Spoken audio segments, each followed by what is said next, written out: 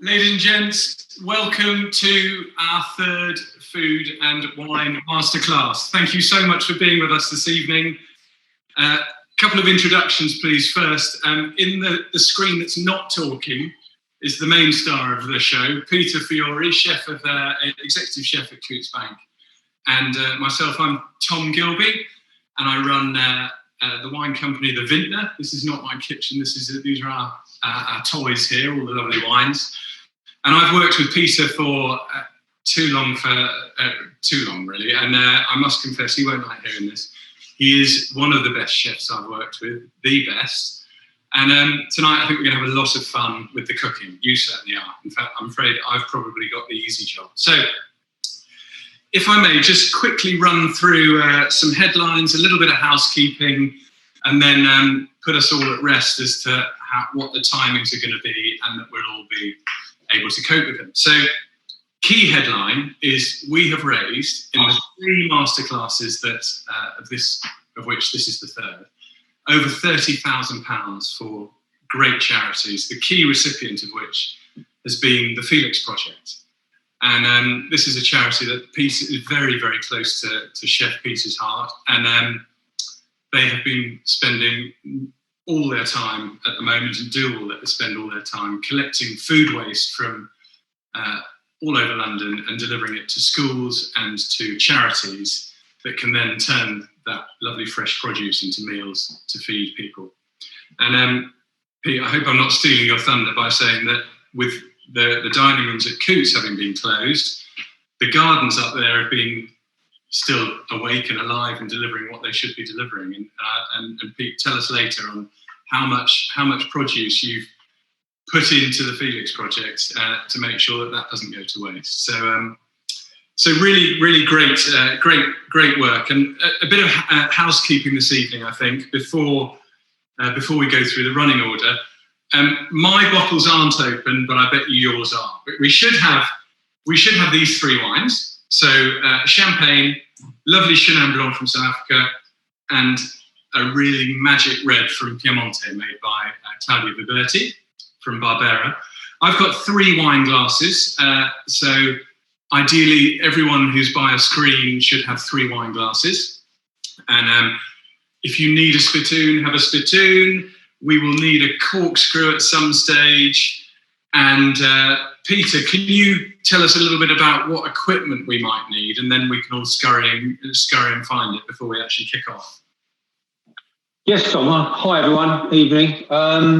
Right, so tonight, for all of you that are cooking along, we're producing a lovely butternut squash, truffle and chestnut veloute served with beautiful fresh scallops, followed by pappardelle pasta with a fillet steak in breadcrumbs with a lovely sauce made from ceps. Now, we're going to need, to start with, we're going to need a nice big pan to cook the soup in, a nice pan to cook the sauce. That's the main thing we're going to do first of all. So a nice pan. And then you should have a pot with both your stocks on, which are hot. I'm using a chicken stock with the butternut squash veloute, but you can use the vegetable stock, whatever you want. And I'm using a vegetable stock to go for the cep sauce. Hopefully you've got all of your ingredients weighed out and ready. Otherwise, I'll go quite slowly tonight, but hopefully you've got all your ingredients ready. You're going to need obviously a colander for your pasta. Try and have a little think about everything you need. I always have things like wooden spoons and things like that, salt and pepper, everything at hand, Hopefully you will. Over to you, Tom. Thank you, Peter. Now, we've got a Q&A box in the bottom of your screen, and I don't know whether you heard everything that Chef said there, but I've already forgotten half of that equipment. So if you want to shove in the Q&A box, anything you want to ask Chef about, should you have one of these, or when do I put that on, pop it in the Q&A box. We've got a couple of announcements on there already, and then we'll get to the champagne. So first of all, happy birthday, Richard. Richard, I believe it's your birthday today. So we'll raise a toast to you in a moment, and to Jackie, whose birthday I think might be tomorrow, or maybe tomorrow. Happy birthday, Jackie, and happy birthday, Richard, for today.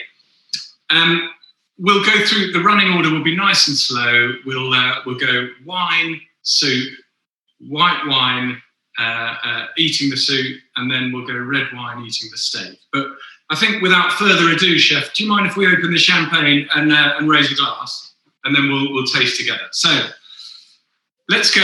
I'm going to open the champagne Henri Favre, of which you should have had 2 bottles. Might have 1 left. There's a little easy foil a tab on the foil to take the foil cleanly, and then, as with all champagnes, it's got a wire cage and a little key. So we're just going to unscrew the key, and then little trick is best to open, hold the cork, and twist the bottle 45 degrees. So cork and bottle 45 degrees makes a lovely noise like that. Chef, have you opened yours? I have, Tom. Yes. Well done. So I'm going to pour myself a glass. There we go. And raise a toast to you all for raising a lot of money for charity and being here, and say happy birthday, Richard and Jackie. Happy birthday. Cheers, Chef. And we'll have a sip and a taste. So, right. So when we taste, I'm just going to run through how we taste that, and then we're going to hand over to Chef, who's going to cook the soup. So you don't need to be cooking the soup yet, or prepping the sauce.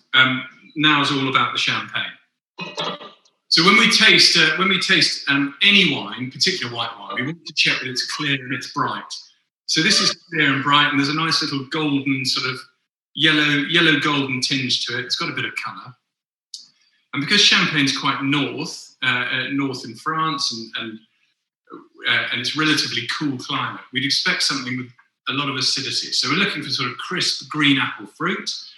And when you taste any wine, the sides of your jaw will feel acidity. You'll feel sweetness in the front of your tongue. And then as you roll the wine around on top of your tongue, you'll get a feel for what it tastes like and the texture of the wine. So, excuse me, I'll do this once and only once, but I'm going to taste this properly just in case you want to see it. So, we have a little smell, and that's there's no cork taint on it. It's crisp and fresh, and then we sip.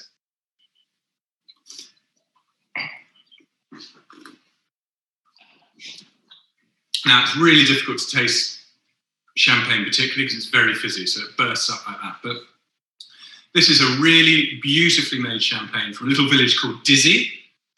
We do 2 champagnes. One's from Dizzy and one's from Boozy, but we love this one from Dizzy, which is just outside Epinay. It's got a lot of Chardonnay in it, so you can taste some lemon and citrus. And then it's made by a guy called Nicolas Guizguin, who buys grapes from friends of his all around Dizzy, and has chalk cellars deep in underground, and then cellars this wine for 2 years in chalk tunnels underneath Dizzy. So it should be a really great celebration to start with. Let's drink the champagne while we cook the soup. Please, everyone, chuck questions in the Q&A. No questions too stupid, and we'll be asking Chef how we're doing as we go along. So, Pete, do you mind if I hand over to you, and we'll do a little bit of live cooking for the soup and the sauce? Yes, Tom. Thank you very much. I mean, really lovely. I think this champagne's really got a nice yeasty note as well. Really long. Very good. Good choice. Right, everyone. So we're going to make the butternut squash soup with it and the chestnuts, and we're also going to make the set sauce at the same time. I'll just go through the ingredients for you. Hopefully, you've got everything. So 2 heavy pans. I've got lids.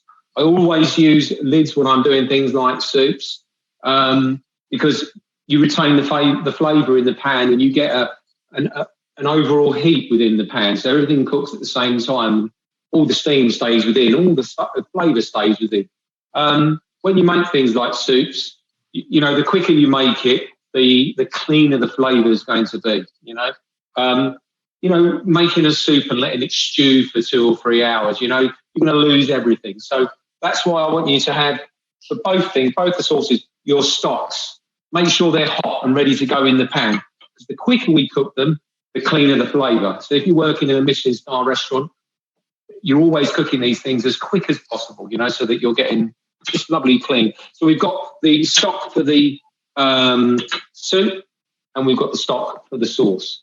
So for the soup, you should have finely chopped onions, butter, thyme and bay leaf, your butternut squash cut into roughly 1 centimetre squares, Parmesan cheese, some double cream. I've got some chestnuts that I've sliced thinly. And to finish, once we've made the soup, I've got some lovely hand-dyed scallops here, which I've taken out of the shell. I've removed the coral, and I'm just letting them sit on a piece of paper now so that they dry. And I'm going to, once we've made the soup, I'll cut these in half, and we'll just serve 3 halves. I'm making soup for 4, but I'm only actually going to be serving up 2 portions because there's only 2 of us at home tonight. Okay, that's the soup. Then we'll at the same time we're going to make the sauce for the beef and the pappardelle. So again, finely chopped onions, thyme and bay leaf, some chopped carrots and celery.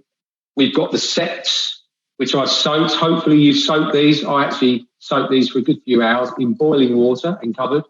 Some chopped tin tomatoes. There's 1.5 tins. And then later on, I'm going to flatten the steaks, flour, egg wash, and breadcrumbs. Yeah. I've put a little bit of garlic in my egg wash, which is just eggs and milk, which will really come through nicely. Just a little bit of sliced garlic. And then I've got the pappardelle and I've got some Parmesan. Now, you should have a large pot ready to go on the heat for your pappardelle to cook your pappardelle. We'll get that on the go once we've eaten the starter. Just a quick go through on these. So these are the sets. Now, hopefully you didn't have any problems finding the sets, you know. Just a bit of advice. You can buy sets in Waitrose, Marks and Spencer's, all sorts of good quality supermarkets, no problem. I always buy my sets when I go to Italy or France. These I bought from the town where my family come from in Italy, and they are beautiful and white in colour. You will never find sets like that here. And for this packet, €15. I mean, it's just, and these sets, you don't only use these for this sauce. I put these in all my bolognese, my ragouts, you name it. So this sauce here is versatile. You can use this for lots of other things, you know, especially if you're a vegetarian. So Tom, we're going to start going now with the food. Do you have another slot? Pete, is it set season in Italy now? Yes, it is. In fact, all my relatives are sending over lots of pictures, and I'm green with envy of them going out and picking all the porcini mushrooms. When you go to Italy, they're called porcini mushrooms, and in France, they're called le cèpe. But the Italian porcini from Tuscany, where we come from, are renowned as the best. And you can just see how beautiful and white they are. I mean, they're incredible.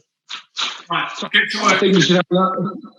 Tom, I think you need to open the red wine before I start. Yes, I think that's a jolly good idea. You get to work, and I'm going to encourage you all to open the red wine now, and we're going to just put that into the glass and let it breathe.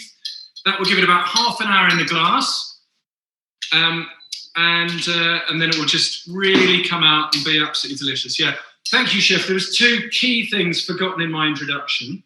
One was open the red wine, and the other one, for which I can't believe I haven't been sacked already by Mindy, who's on head of Q&A, is we have a competition this evening, a photo competition that will be judged by Peter and myself. So we want you to take photographs of your creations, and we want a little caption with it. And if we'd like you to send in your photograph with your caption, Mindy, whose email address, Melinda's, whose email address you will have been sent your reminder from yesterday. And the winner of the competition, Chef, you're meant to be cooking. Chop, chop. No, I'm not cooking. I'll be cooking along. Once you've done this, Tom, I'll be cooking along with all that client. These get out of the way now, because these here are the wines that we're going to be doing for the Christmas tasting. A beautiful English sparkling rosé, fantastic Viognier by a grower called Yves Cuilleron down in the Rhone Valley, a family-grown Rosso di Montalcino from Peter's World, and then a really delicious dessert wine of all places, Greece, and it's absolutely amazing. So, poetry competition wins these. Bye-bye. Right, so everyone, let's go. So look, get your pan on the heat. We want this nice and hot. And put your pans on the heat for both sauces. We'll start getting the soup on the go. So I want to get this pan nice and hot. You should have your stock just heating up on the back and both of your stocks heating up on the back. When I get this hot, when I go in that, it looks like quite a lot of butter. But, butter is good in soup, it's going to create a really nice buttery, velvety taste. Veloute means velvet, and that's what we want. We want a really nice, velvety, smooth soup, So once this pan's hot, I'm going to try and get the butter a little bit brown, a little bit nutty, and that's called Bernardette, which means hazelnut. So hazelnut in essence of the smell you'll get coming through. So I'm going to try and get that a bit warm. I'm just going to cook this butter out for a while. Just be patient with it. Chef, and in the meantime, yes. While you do that, I've just got a little question to answer, if I may. So keep the questions coming, whether they're on wine or food. John, you kindly asked a question earlier about are people naturally good at tasting wine and food, or is it learnable? Now, Chef, you can jump in and shout me down here, but I think we're all born with or most of us are born with a sense of taste, thankfully. And it's all about memory. So one could look at a champagne and know how it should taste, and just remembering, put it in a notebook or somewhere in your brain about what tastes you are getting from certain wine varieties. And with champagne, generally you get two predominant flavours. If there's lots of Chardonnay in it, which this has, you'll get more citrus. And if there's lots of Pinot Noir in it, which champagnes from Bouzy and from then you get more red currants, or red fruit. So there's two real fruit styles that you get in champagne. I don't know about you, Peter, but I love the sort of citrus Chardonnay, rather tarty flavour that we get from this. It's just fresh and delicious. So forgive me. Thank you for the question, John. Over to you, Chef. Right, so look, hopefully you've all got your butter on the go. It's just starting to bubble now. And in the other pan for the tomato sauce, I'm going to go in with a couple of tablespoons of olive oil. Okay? Good quality olive oil, extra virgin this is. Chef, sorry, how do we clean a scallop? What's the best way of cleaning the scallop? Cleaning it. So you get it in the shell, you prise it open, and then you cut with the flat, under the flat side, there's a little muscle. And once you release that muscle, it will jump up. I then put my finger between the muscle and the actual piece of the scallop, and I go around with a circular motion, and then scoop it out with the spoon. You get a perfect clean. And then if we haven't got seps, what should we be using? Seps. So, 1 second, look. So look, the butter, it's just starting to smell. I can start smelling nuts. It's bubbling, it's foaming.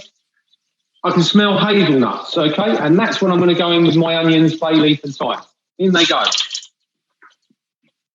Sorry, Tom, what was your question? If we haven't got seps, what should we use? Well, just use chestnut mushrooms or any wild mushrooms you can find on the market. But chestnut mushrooms are quite good. Yeah. You can't really beat the sep. It's full of umami. It's one of the most, for me, it's the best mushroom in the world. Right, so the onions are in, and you've got this brown butter going on. In the meantime, we're going to get the mushrooms, thyme and bay leaf in this pan for the tomato sauce. In it goes. You should have nice pan control. Everything should be nice and hot. Lid goes off for a couple of minutes. And Chef, why have you been naughty and not told us not given us garlic on the ingredients list? What happens if we haven't got garlic? Well, to be honest with you, what you're talking about for the egg wash, it's not. I mean, it's just something I do. It's not everyone's. It's not in the recipe because it's quite heavy in taste. When you put garlic into raw eggs, the eggs become really garlicky. So try it if you want to. If you haven't got any garlic, I apologise. Chef, just a little trick my mum showed me. In fairness, Chef, that's like me turning up with a wine that no one's got, really. It's not quite the order of the day, is it? Anyway. Well, that'll never happen. There you go. So look, so hopefully, like, the onions are starting to go brown. We're not looking for colour, but there's a tiny hint of colour in there because I browned the butter slightly. And for the mushroom sauce, we're just starting to soften the onions, right? What we want to do is we want to soften these onions before we go to the next stage. Okay. It's really important that you in the kitchen. We're really at Coutts, for argument's sake. It's really important that we cut our vegetables nice and small, and we get all these things cut really well, because if these were really big chunks of carrots and celery, it just wouldn't be the same. So when you do a recipe and you see finely chopped, really take care to finely chop the vegetables.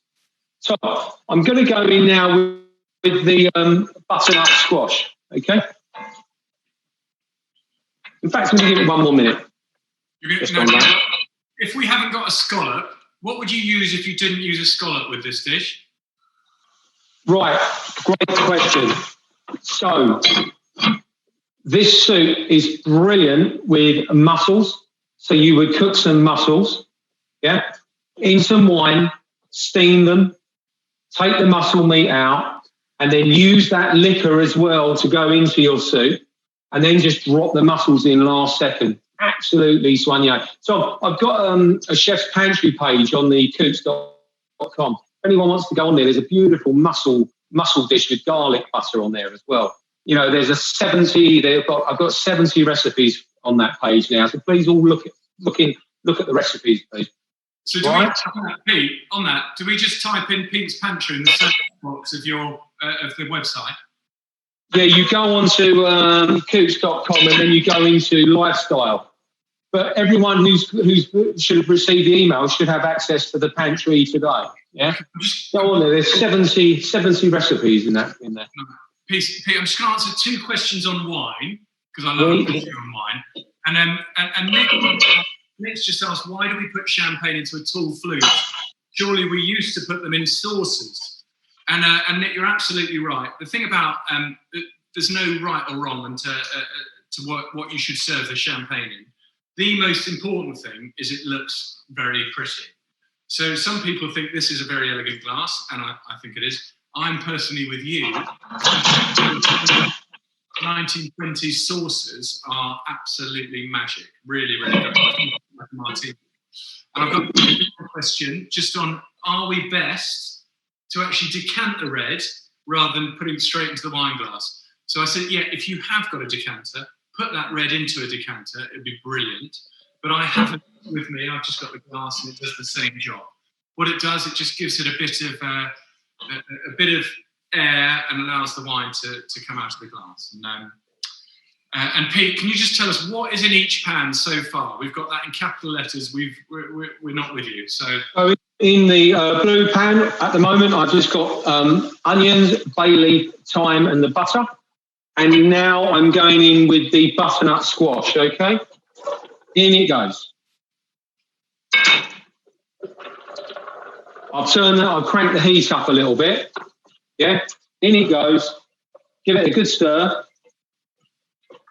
So it's all coated. And what's in the red? 1 second. In it goes, lid on.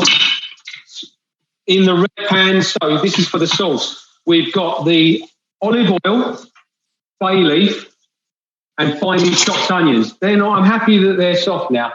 Now we're going to go in with the finely chopped celery and carrots. Yeah? This is for the sauce, don't forget, everyone. Yeah? For the sauce for the main course. Chef? Yes, chef. We need just a little bit slower instructions, because I can't even understand you and I'm not even cooking. So can we just keep it?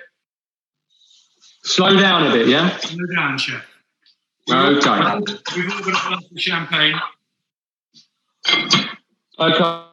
Well, I think I'll have a quick slurp then, if that's the case. So remind us what we put in each pan. Right, so in the blue pan, lucky I got this colour coded, right?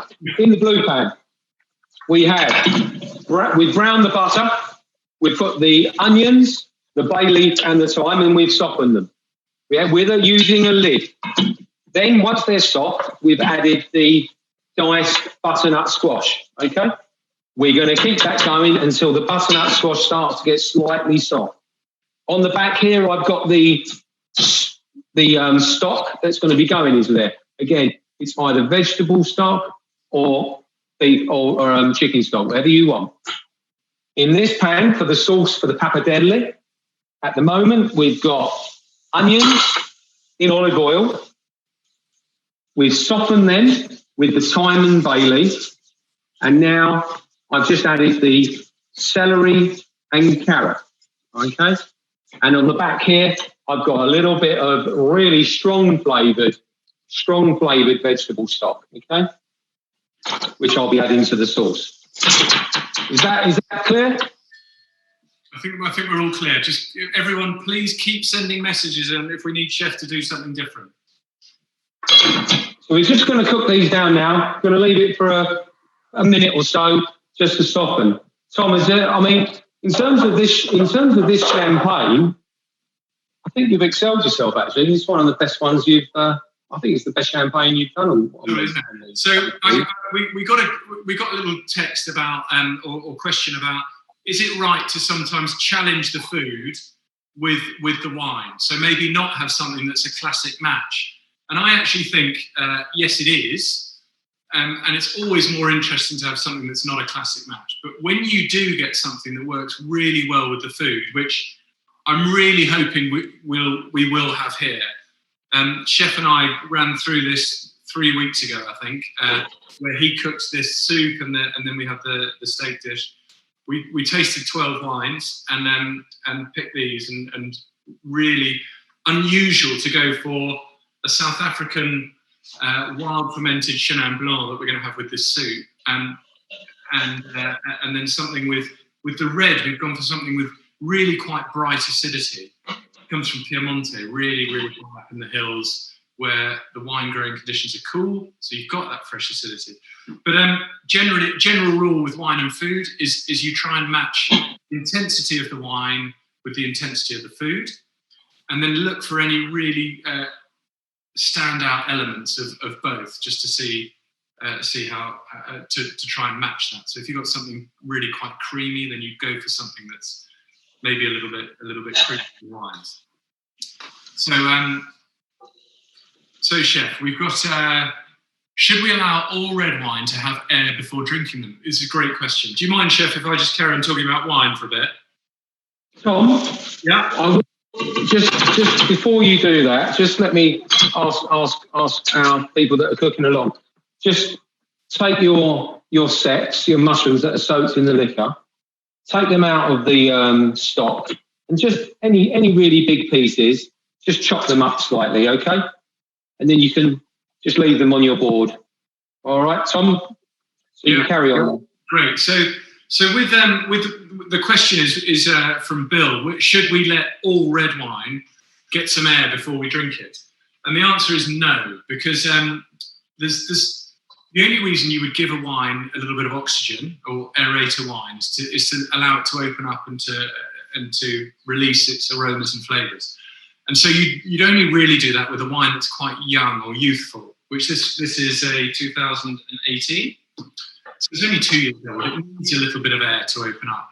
If you had a quite old wine, anything over 10 years, I would say just be really careful, because oxygen brings a wine to life and then kills it very quickly. So a wine will soon, so its destination is vinegar. Now, that's not to say it will become vinegar straight away, but an older wine will begin to lose its fruit quicker once it's met oxygen and start going downhill. So the answer, Bill, is young wine, give it air, all red young wine. Tom, I'm putting the chopped mushrooms in the sauce, okay? Yeah, Chef, on the vegetable stock, why did you make it so strong, and how have you made it so strong? Well, I've just done a reduction, yeah? I've made a vegetable stock. But if anyone's using stock cubes at home, that's fine. Just do it strong. But in the kitchens at work, we do a strong stock and we just reduce it until we intensify the flavour. Yeah. Okay. Look, so the mushrooms I've chopped up and I put them with the carrots, onions, celery, olive oil, bay leaf. Lovely. And now I'm going to add 200 mils of white wine. I'm just going to add a splash of white wine. I'm using, cooking wine. I hate that term. Don't use cooking wine. Use a good wine that you can drink for cooking, yeah? Yes, Tom? Can you show us what wine you're using? And I'm going to just judge whether it's a good wine. I don't suppose you stop this because it's very high quality. This is the South Australian Sauvignon Blanc. You know, it's a nice wine. Very nice. Don't just spend £5 or £6 on a bottle of wine you're going to cook with. Right, so the wine's gone in. We're going to reduce that down. So pop your pan on, put your gas on its highest heat possible. The lid comes off now because essentially we want to reduce that liquor. We want to reduce the alcohol from that. Next thing, we're going to look at the butternut squash. That's starting to get a little bit of colour, a little bit of caramelisation. Half of them are on the floor. There you go. If you've got any left in the pan, right? So look, that's nice and soft now. Everything in there is soft. So we're going to go in this pan now with the Parmesan cheese, yeah? Okay? In the Parmesan. Give that a nice little stir. It's going to suck it all in. That's going to add that, again, it's going to add that lovely umami. Umami, it's that extra flavour that you know, just intensifies everything. There's loads of umami in mushrooms. There's loads of umami in Parmesan. Loads of umami in tomato juice and tomatoes, you know. That's gone in, look, nice and stirred. No, give it a nice stir. Now, next thing I'm going to add, I'm going to add this hot stock to the soup. In it goes. Now, Chef, just quickly, while you're doing that, tell us a little bit about Le Creuset pan. Why are you using Le Creuset? They're good? Well, I like them. I mean, you can put them in straight. They go in the oven. They never crack. They just go on forever, don't they? I mean, a good pan is really worth investing in because you'll have it for life. If you buy a cheap pan, you know, you go through, you know, you're constantly changing your pans all the time and you don't get the same result whilst cooking. So look, Tom, we're going to bring this to the heat. We're going to bring this to the boil. We're going to boil this rapidly. Once we get it rapidly boiling, we're going to have a little taste. We're going to check the seasoning and then we're going to start to think about adding the cream at the end. Okay? We're just basically looking for the vegetables to be soft. Now, on the sauce, the wine is going down nicely, really reducing well. So we're going to start thinking about, once you've burnt off about half of the wine, that means you've burnt off the alcohol. So now we're going to start thinking, this is the mushroom stock that you've used for the to soak the mushrooms in. You've poured your boiling water over. This is, I mean, just smell it. I mean, it's just full of flavour.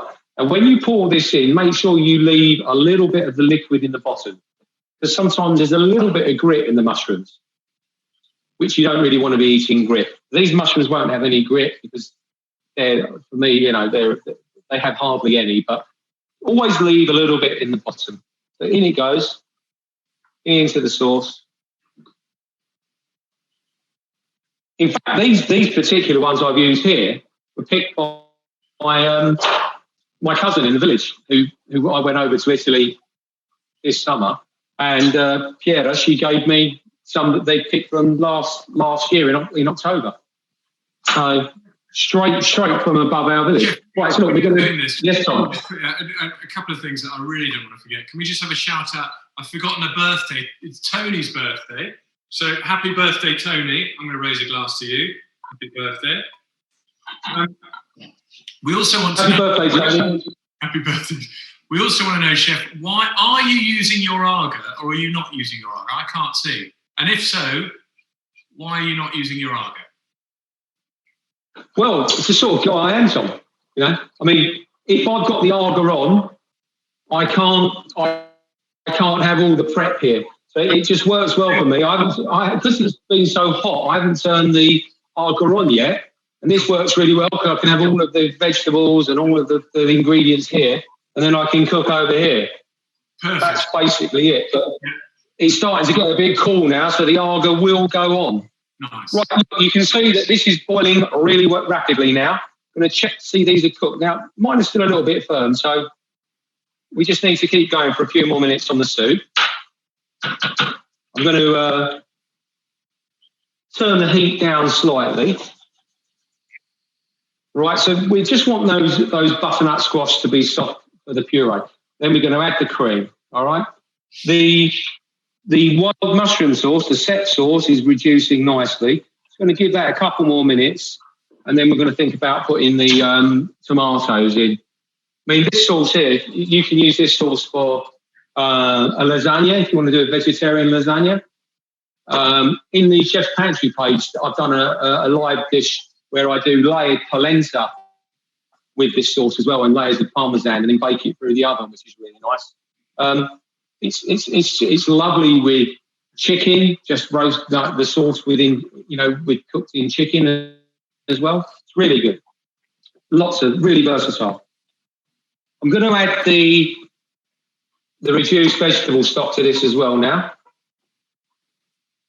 Now, this is quite a generous portion, this sauce here. We won't be using all this sauce. So you can just, I always, when I make a ragu or I make these sauces, I make a big batch and then I just freeze them down in bags, That's what I do.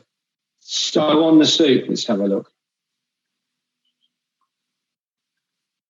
We're very close. I'm going to add the cream now. So you've got 300 mils of double cream. Always cook with double cream. Never use single cream because it will split. Okay? And you'll get a horrible curdled effect. In that goes.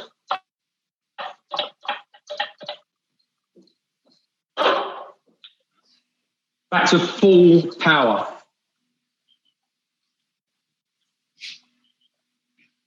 What do you think of that, Tom? Shall we have a...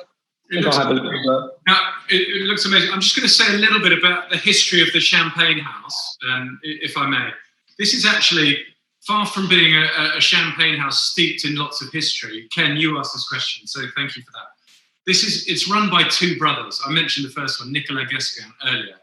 Their families have been in the champagne world for a long, long time. But these two brothers actually, they've known and got to know many of the grape growers around the village of Dizzy. And actually, they buy all of their grapes and then ferment them in their winery that they've made. And they've bought these chalk cellars that are outstanding, amazing places to be making and storing champagne. So they're called négociants rather than wine growers. And this happens a lot in France, a lot in Burgundy, well, particularly France and Burgundy, Champagne and Burgundy, where you've got very small vineyard holdings that have been passed down for generations and generations. And often these growers will not have their own winery because the winery is very, very expensive. So they'll concentrate on growing fabulous fruit and selling it to people who know what they're doing, like Nicolas. So their skill is all in choosing the right fruit, fermenting and making the wine in the style that they want. And they're looking for something very, very clean and very fresh, which is why I think often you're best. Sometimes it's lovely to have a bottle of champagne that you know the label of Veuve Clicquot or Paul Roger or something like that. But there are so many hidden gems out there that are, small family-run operations that are making really superb champagne. And just one more question we had on the wine, Chef, if we're good. What's the harvest been like, and has it been affected by the ghastly coronavirus? Well, Chef will tell you that his garden has not been. Gardens keep growing, vines keep producing fruit, and really, there's been, the clever growers have been able to keep staff out and about in the vineyard, and so really, quality-wise. We're halfway through harvest in many of the parts of Northern Europe, and the reports coming in are very, very good. So 2000. Good quality. Some UK sparkling wine. I've heard that they're getting really small yields of wine, but really superb quality, which sort of works quite well considering, obviously, the amount of less sales we had from last year. Yeah. So they're going to be really good quality this year. Should be. We just don't need all this rain, because some of them they've just done their harvest or they're mid-harvest. So this is sort of UK harvest time as well. How are we doing, Chef? So look, the soup is now ready. What we're going to do, we're going to have a little taste the liquid.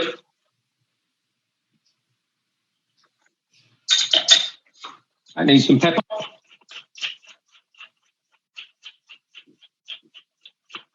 I like pepper. Need some salt.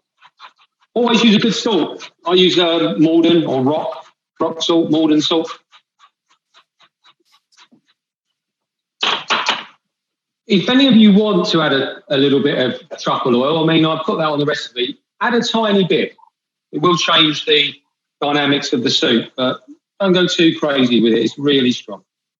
So I've got just one question on the wine, Chef. Am I okay to question on the wine? Yeah. You'll know on the white and the red wine, we've got a year on it. So 2018, I think 2019 on this, on the white. So that means the grapes are harvested in that particular year. With most champagnes, you won't get a year on it, because the way the champagne is made is each house will have will have vatfuls of still wine from various different vintages, and there'll be a chef de cave, so a cellar master, who blends what we call the base wine for the champagne from different years. And then once working with that base wine, they then put that in a bottle, add some yeast and some sugar solution, and we get a fermentation in the bottle that releases carbon dioxide and makes the wine fizzy. The trouble is, the yeast then dies, and then you've got a very cloudy bottle of fizzy wine. So the trick is, the magic is then getting the yeast out. So what the grower actually does is, over time, a process called remuage, which is getting the bottle to stand up like this. We then have some yeast in the bottom of the bottle. The winemaker freezes it, turns this bottle upside down, takes the crown cap off, and the pressure in the bottle spurts the yeast out. They then fill it up with some magic solution. Each house has its own magic solution. Puts the cork in, the wire on, dresses it up to look fabulous, and then sends it over, lots of it over to the UK for us to be buying. So for a champagne, most of them are non-vintage, so it's multi-vintage and made in a very different way to these guys here. So thanks for that question. So Tom, look, we've got the soup. We're ready. We've seasoned it up. We've put a touch of truffle oil in. Good. Now we're going to add a little squeeze of lemon juice. I always finish my sauces, soups with a squeeze of lemon juice. Albert Roux, you taught me that. He said, always, chef, finish with lemon juice. It brings out all the flavour. So, look, we're going to remove the bay leaf and thyme from the soup. I'm hoping that you've all got a similar sort of soup to that. Now, what we're going to do in a minute is we're going to blend this soup. So get out, make sure you remove the thyme and the bay leaf. Okay? Chef? We, chef. We still have a second stock. So someone out there has still got a second stock. Should they have used the second stock? The smaller amount stock, yeah, should have gone into your mushroom sauce, yeah? The 1 litre of stock goes in the soup, and the 200 ml stock goes into your sauce, which should be reducing. If you look at my sauce, it's nicely reducing now. If you smell that, I mean, it's incredible. So before I move on to this, I'm going to turn the soup off now. I'm going to add 600 grams of tin tomatoes, which is basically 1.5 tins. And you're putting that into what, chef? That's going into the mushroom sauce, yeah? Yeah, the mushroom sauce. Yeah, wouldn't look good in the old pumpkin. Now look, that's just going to go on the back now. We're going to need that later. Okay, so we'll just let that simmer gently. Let's pop the lid back on and just let that simmer. That's going to be lovely. This soup now, we've removed the thyme, we've removed the bay leaf, and you should have this lovely thick soup. Now, in the recipe, I said 1 butternut squash soup, 1 butternut squash. Now, obviously, some people are going to have a butternut squash that's bigger than other people or whatever. Okay, but what you need to do is when you liquidize a soup, think about putting the thick ingredients in first, so all the pumpkin and that, and then add the liquid to it until you get the desired thickness, which is basically like double cream. Yeah, that's what we want. Chef. And we're gonna blend that in the blender. Yeah. Chef. In the liquidizer. Yes, chef. Right. Can you just please, before we start blending, can you tell us exactly what has gone into your soup? What are the ingredients? Right, so in the soup, so finely chopped onions, butter which I've browned, thyme, bay leaf, butternut squash, vegetable stock, double cream, lemon juice, salt, pepper. Simple as that. Check. Good. And can you tell me exactly the ingredients that have gone into the sauce? Have the chestnuts gone in? No. So the chestnuts are for the soup, okay? These we're going to do when we finish the dish, when we cook the scallops and the chestnuts. The chestnuts are going to go on as a garnish to finish. Into the sauce, we've had the onions, the olive oil, the celery, the carrot, the white wine, reduce, the vegetable stock, reduce, the stock from the mushrooms and the mushrooms that have been chopped, reduce. And then I put 600 grams of tomatoes in. And now we're just going to leave that to simmer really, really gently. The flavour's amazing. We'll check the seasoning later, right? So now we're taking out the bay leaf and the thyme, and you should have this really lovely velvety soup. So we're going to blend this now. Tom, tell me what we'll do while we're liquidising the soup. While we've had shutdown, closed down since March, we carried on utilising the garden roof, the skyline garden throughout. And we thought, well, obviously we haven't got clients or customers coming in to the business. So 1 second. I can't believe Chef's gone to answer his phone. Obviously we haven't got, thanks Tom. Obviously that was you ringing, wasn't it? Obviously we haven't got clients coming up to the bank for events or parties. So what we've done is every week since lockdown in March, we've been picking fruit, vegetables, herbs, flowers, and we've been sending them off to the Felix project. So while I'm liquidising soup because I'm going to make a lot of noise, we're going to show you a short video. It's only a minute, and it'll just show you a little bit about our garden and what we've been doing. Okay? Chef, thank you. 1 second. If the soup is not thick, what should we do? Just it's not thick. Yeah. Does it need? You have to just keep reducing it. Yeah. You just need to reduce it till it gets thicker. Yeah. What do we do? Should we turn the heat up a bit? Crank the heat on full and just try and reduce it as quick as you can. Yeah. Yeah. Gotcha. Great. All right. Let's have that video. Thank you.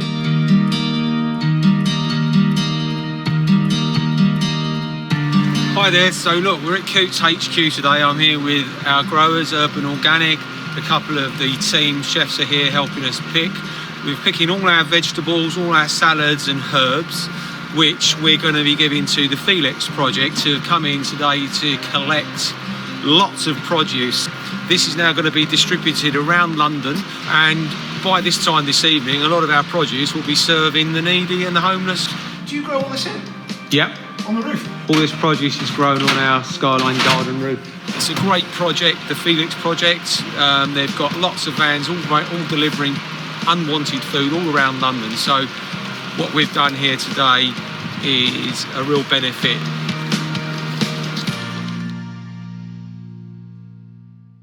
Brilliant.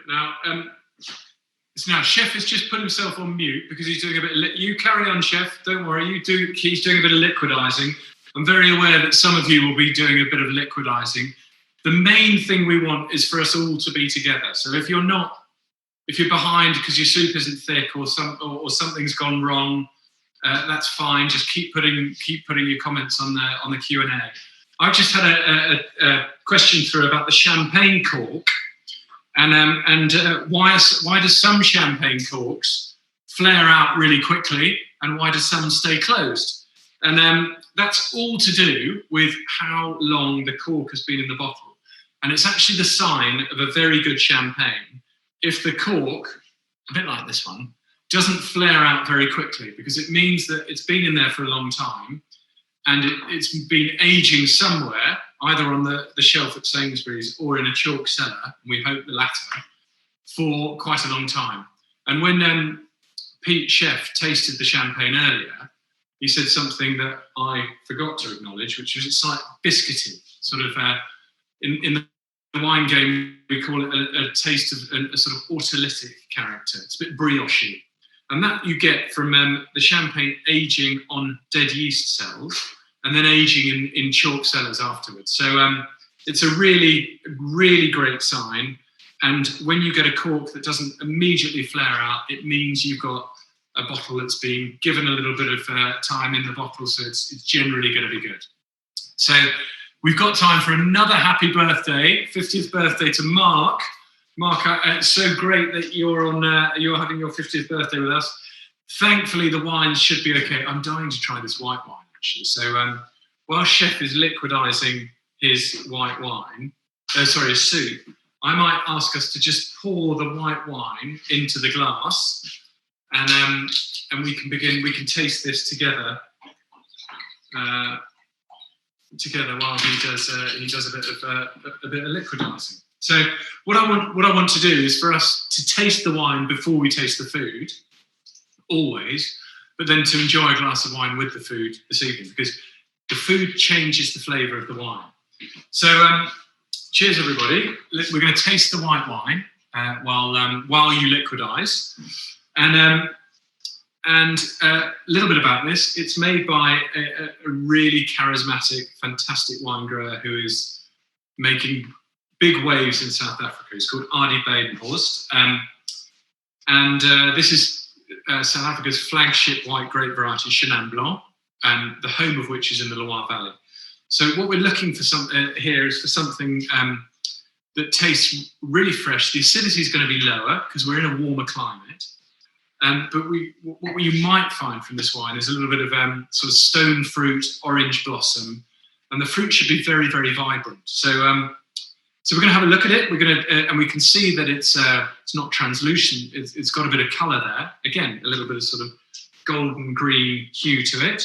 We have a little sniff, and we can begin to smell some sort of peachy, apricot-y kind of flavours. So it's we've got that stone fruit, or I've got that stone fruit, and then when we sip the wine, push it all around our mouth, and think, what's the acidity like, what's the sweetness like, and what's the texture of the wine, and then we might let Chef back in to tell us what he's doing with his soup. So I'm going to taste away.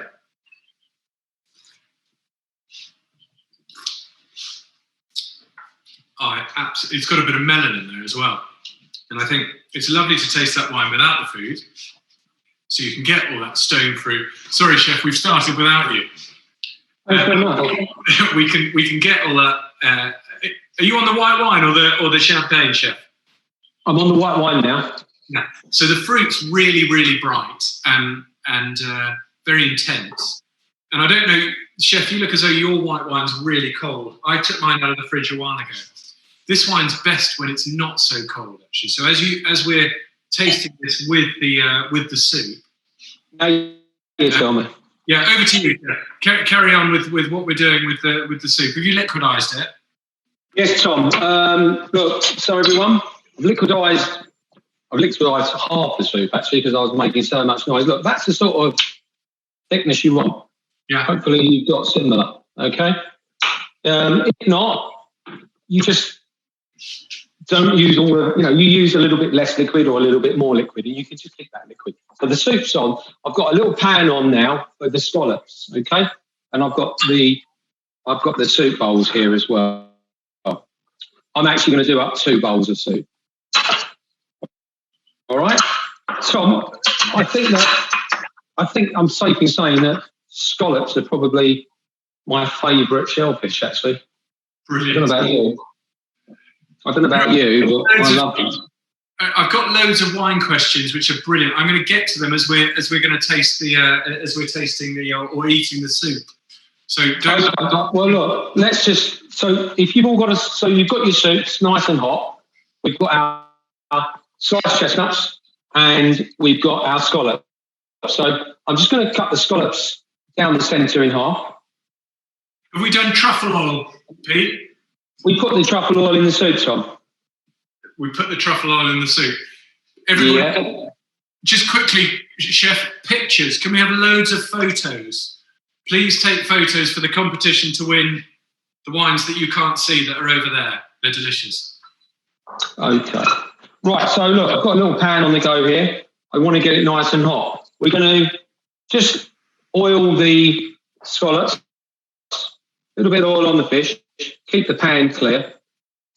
Keep the pan without, don't put any oil in the pan, you know. Give your mushrooms a stir as well. That sauce is coming on lovely. Okay. Little slurp of the white. Chef, remember the steak to cook? Well, steaks later, Chef, yeah. Right, so look, here we go. So we've oiled the scallops. I'm just going to put a bit of pepper over them and some salt. Okay. Now, I've swapped this pan nice and hot. We're going to listen to the noise. Yeah, I can hear that. Sizzling away. The truffle has gone in already, hasn't it, Chef? Yes, it is. But you can put it in at the end if you want. Yeah, be careful. Don't put much in. It's very strong. Okay. So it doesn't matter when we put it in, but just a little bit. Well, I put it in before we blended it, but you can put it in at the end as well. Put any in mine. You didn't? Oh, well. What can you do? So look, that's that. I'm just going to get a...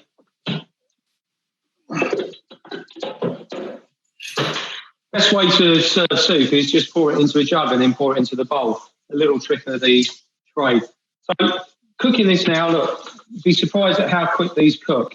I like them pink in the middle as such. You know, I'm going to put a little bit of butter in the pan now.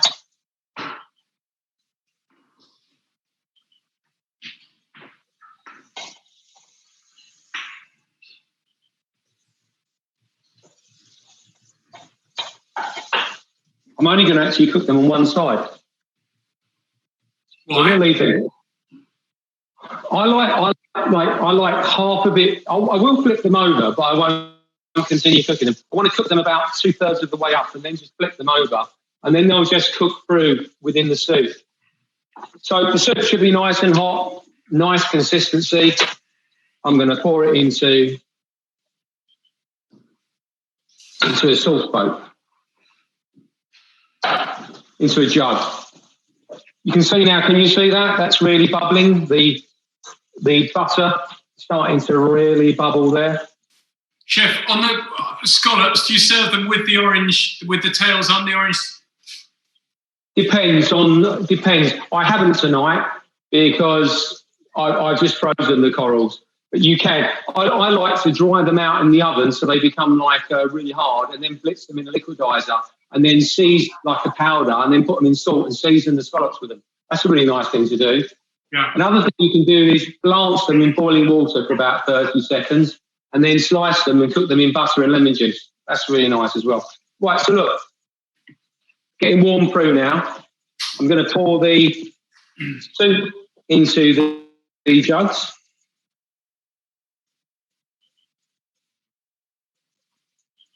That looks nice. Nice consistency.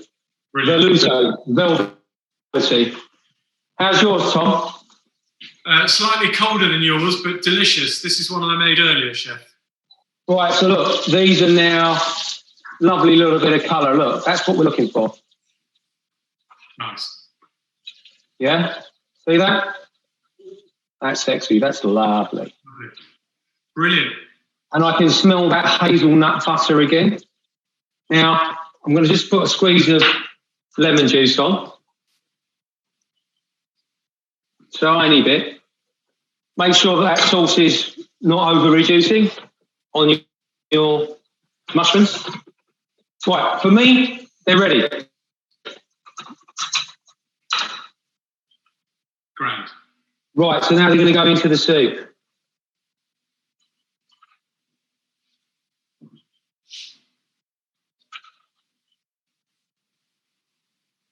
Hopefully you're all at this point now. Wow. Well, continue to chop. They're just going to continue to cook underneath in the pan. And I'm going to use a little bit of this butter in the pan as well. This is flavour. Okay, always utilise flavour. Now, last thing is these lovely. I've sliced some chestnuts, which will sit on top.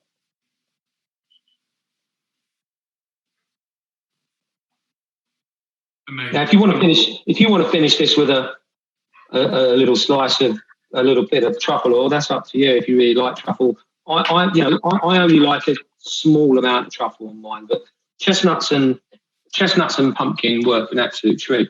Now, little grind of pepper. As you know, I love a bit of pepper. And I'm just going to finish it with a tiny touch of olive oil. And there's your finished soup. Amazing. Okay, so Pete, you're not allowed to enter this photo competition, but if anyone's got anything looking as good as that, I think they're in with a shout.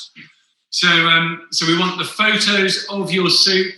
We're going to email them later to melinda.addison@coutts.com. I think we're going to remind you, melinda.addison@coutts.com. We're going to put that on the chat.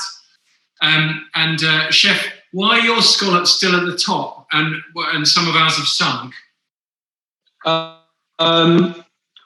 it'll be because your soup's too thin. The soup's too thin. Yeah, I mean, the recipe I've done there is exactly the same as in the recipe page. So it's about reducing, like I was saying, really reduce the liquid down to get to that thickness. Yeah. So thank you, Chef. What we'll do, taste everyone. That's what I'm hoping. Let's taste it with the white wine, Tom. So what we're going to do is we're going to taste the white wine now, again without the food. We're then going to taste it with the soup, the velouté rather, and then we're going to just relax for 10 minutes or so while you all eat your soup, and I'm going to answer some of these wine questions. And so keep them coming. But let's taste this white wine. So Chenin Blanc from South Africa. I'll tell you all about it as we eat the soup. But I want to see what's the fruit like on it, and then we'll taste it with the soup.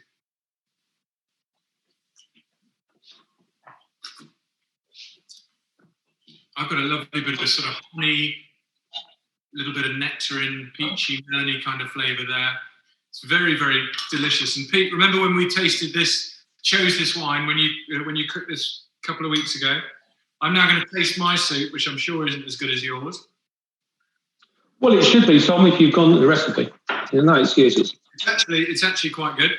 And it's got a good kick to it, that soup, mine has. And lovely texture.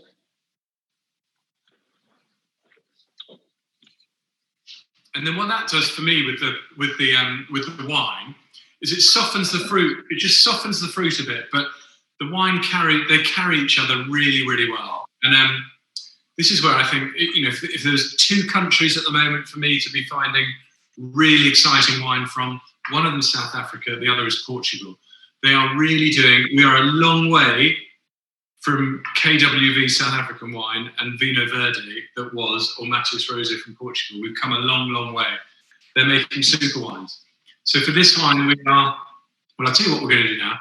Let's encourage everybody who's made the soup to go and enjoy it quietly with no more than 5 other people. But enjoy that.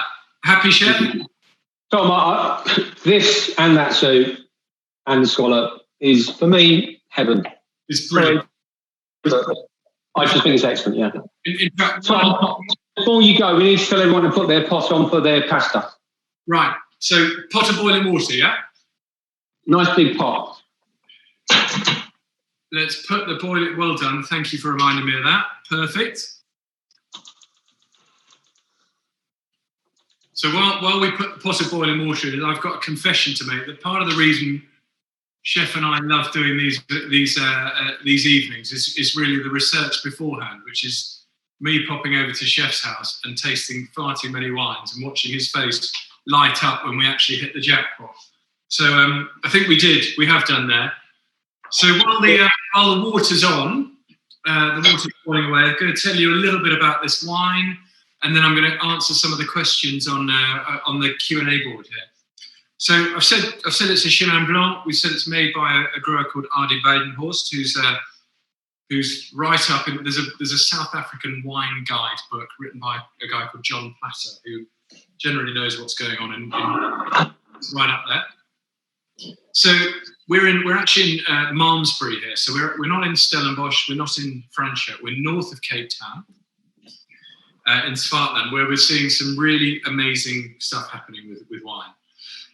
These vines were planted in about 1960. So they're 40, 45, 35-year-old vines, which means they're old. They've managed to dig their roots quite far down into the soil, and they're picking up some of the real character of the area that they're growing in. And it's made in a very traditional style. So it started with natural yeast. So the grapes are harvested, taken into the winery, and the fermentation is allowed to start not with manufactured yeast, but actually with yeast that's already on the grapes, so wild yeast, which is a very slow start to the fermentation. Adi puts a tiny bit, I think it's about 10% of the wine, in an oak barrel to ferment, which gives it a little bit of richness and texture. But I can't taste any oak in there at all. So it just fills the wine out of it. And then the rest is fermented in stainless steel tanks, and it's bottled and sent all over the world. And we had a question here about the age of the wine. So it's a 2019, it's young. And the general question about how long should we keep wine? Well, with all wine, as it gets older, a wine will lose its fruit. So when we taste the wine, and if we think it's charming because it's fruity, then you want to drink the wine quite young. And I would describe this wine as relatively uncomplicated. Its charm is in its fruit and the spice, the elements that you've got in the wine. So I would say drink it young. I would not. I've tasted the 2018. It's good, but really going longer back than that, 17, 16. I personally prefer the wine slightly fresher. And as a general rule, with white wines, pretty much all white wines, you want to drink them within 5 years of the vintage on the label. There are exceptions, of course, but just generally. So that's a little bit about the white wine. I think what we'll do is we'll put our timer on and go for another sort of 10 minutes or so, or maybe just short of that, while we enjoy the soup. So I think we'll be starting maybe sort of 8:05 on the no, it's already 8:08, about 8:15 on the cooking the steak. Is that all right, Chef?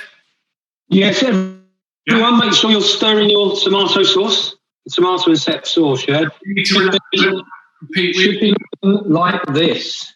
Yeah, but we really want people enjoying their soup for the moment. We don't want running around the kitchen. So we don't want them burning their sauce either, Tom. We don't want them burning the sauce. So a couple of good wine questions we had, which were clarify the truffle oil. How do we store champagne? So Roger asked, how do we store champagne?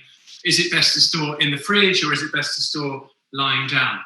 Now, generally, in fact, always, if the wine is sealed with a cork, which this wine is, and the champagne is, to actually store the wine, you want to be storing it lying down, because it keeps the this part of the cork wet, which means it doesn't shrivel up.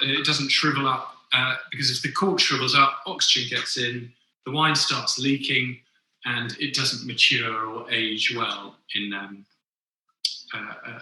storage. So if it's got a cork lying down, if it's got just a screw cap, it really doesn't matter. You can store it standing up because it makes no difference.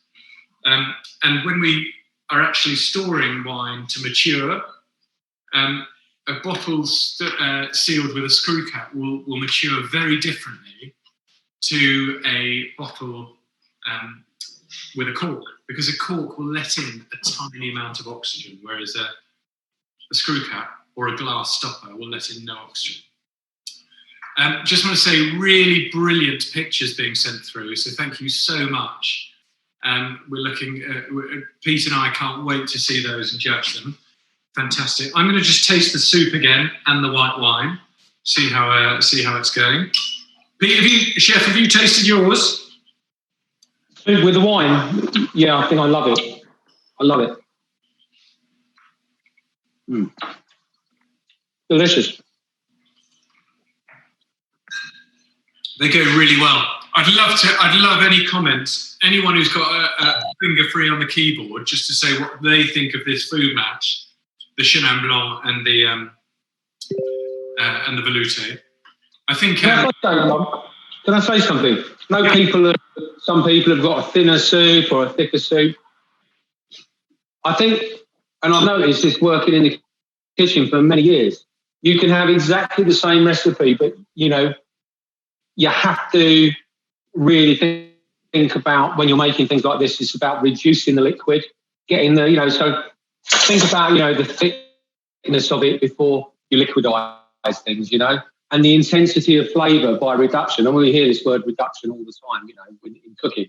And it's so true, you've got to really powerfully reduce things to get that flavour. It's a little bit like what I was saying about having a lid on as well in the early part of making things like sauces and soups, retaining flavour. So, you could have two chefs making exactly the same soup with exactly the same recipe. I mean, I do judging at Westminster College for the Westminster Diploma, and all the students have got exactly the same ingredients, but all their dishes are totally different. It's incredible. And these are young chefs that have maybe been at college for 2 or 3 years. But I'll go and do the judging for the City and Guilds or the Westminster Diploma. All different. It's quite unique. It's unbelievable. And Chef, so it doesn't really matter how long you need to cook that soup, as long as it takes to reduce it to the level that you want. Is that right? Yeah. It's about your gas. It's about understanding the heat of the pan. It's a bit like when I said about frying the scallop. You want to hear that sizzling noise. You want to hear that. Otherwise, the scallop will just leak and it will never get colour. Oil the fish, don't oil the pan. Things like that. They're all little tricks. Chef, I think sorry, Tom? We're going to need lots of these tips. I think we're going to have to follow up with all these tips on that we're learning this evening. I've got a great comment from Nick about tasting wine in South Africa, and Chenin Blanc's always tasted a bit metallic, and generally Nick thinks, and I think there's quite a few people with me, Nick, thinking Sauvignon Blanc is the wine to be drinking from South Africa. I would say, Nick, in the last 3 or 4 years, South Africa has completely changed in its thought really on how they make good wine. And now you're finding great varieties, certainly Chenin Blanc and also Roussanne and Marsanne. So they're sort of Rhone grape varieties that are being made with so much energy and care. Making wines just really, really very, very characterful wine. So I'd agree with you that South African Sauvignon is very good. It's very clean, but it's slightly controversial. I'd say it doesn't have its unique identity. Whereas we're beginning to get from South Africa now Chenin Blanc made by people like this that are giving South Africa an identity on a style of wine. And you just wouldn't get that ripeness and that spiciness from a Chenin grown in the Loire Valley, where for good Chenin in the old world, you would go to the Loire Valley, Vouvray, or or Montlouis, or generally Central Loire, and you get a delicious wine, but it just wouldn't have the richness and the depth that that's got. And I'd say would not go. In fact, Chef and I tasted a Vouvray with this soup, and the acidity was too fresh, and it was just too lean. Not to say that the wine wasn't delicious, but it just would not have gone as well with this this wine. So I hope that wasn't too boring an answer, Nick, but I'm afraid you fed me a line, and thank you very much. So Chef Lindsay's asking, if you and I,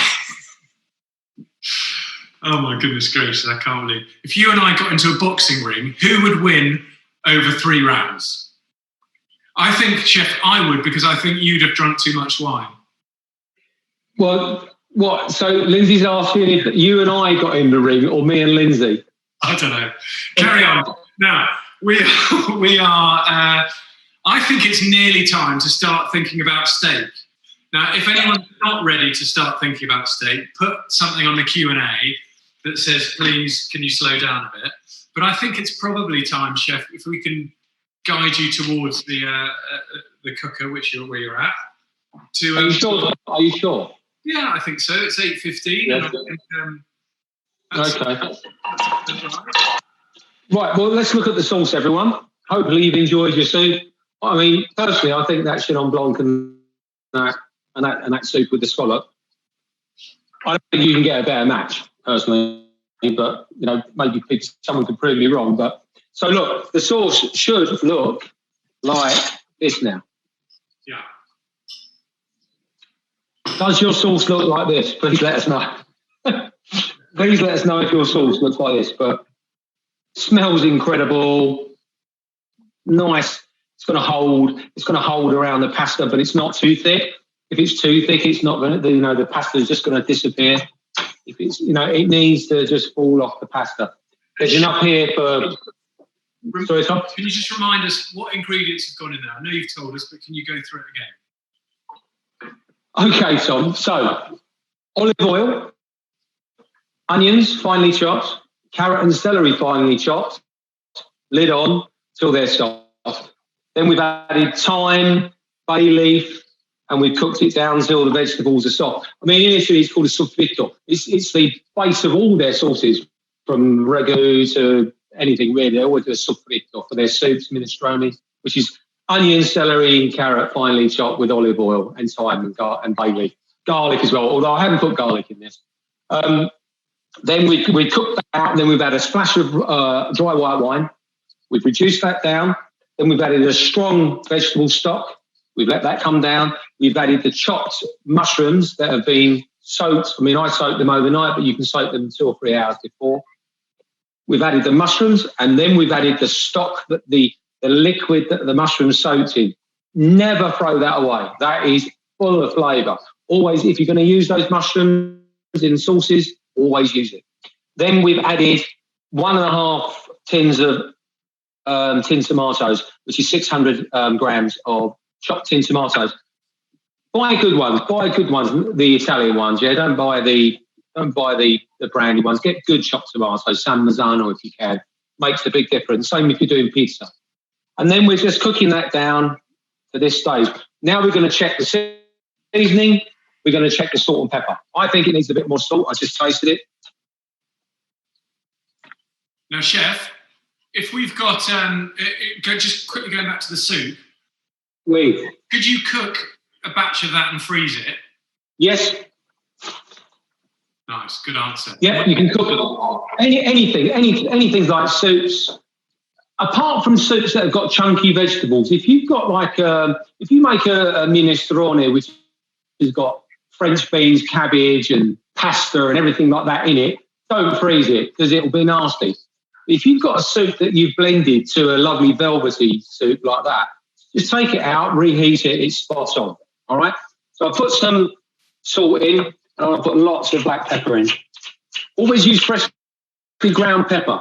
Don't use pepper that's been in the cupboard for a long time that's just ready ground. Always grind your own pepper, I love a lot of pepper, as you can see. And then, Chef, we're about to get into steak zone. Now, if we put the steak, if we covered it in breadcrumbs and soaked it in egg and all that, how do we avoid it burning if we got it on a high heat? If we've got it on a high heat, yeah, is it going to burn, or are we going to be okay? Because we're going to have the pan at the correct heat. Okay, you're going to talk us through that.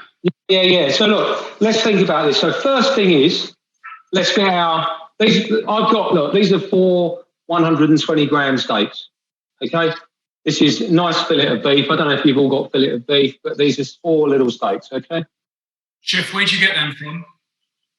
I got these from my local butcher. These are actually from Essex. They're amazing. Okay. Now look, what we're going to do, I'm going to flatten them out slightly. Now, I'm going to get some cling film. I'm going to pop the steak on top. That's what I'm doing. And then I'm going to put the cling film over. All right. And I'm just going to flatten that out of my hand. You can do this if you want. That's fine. There you go. I'm going to do 2, okay? This is a trick of the trade for a chef. It makes this 120 gram steak look much bigger. Right, so we're going to do 2 of those. Flatten it down. You don't need to go out and buy a fancy hammer or anything. Use a base of a pan. Boom, boom, boom. Thank you very much.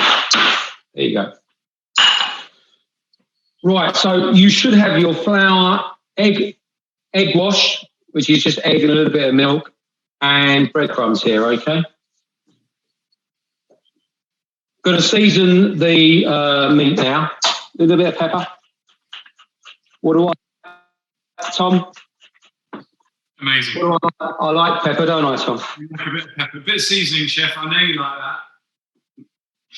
Seasoning, you'll always be surprised how much seasoning chefs put on food. We do season more than your home cook. Over it goes, pepper again. And more salt. Here she goes.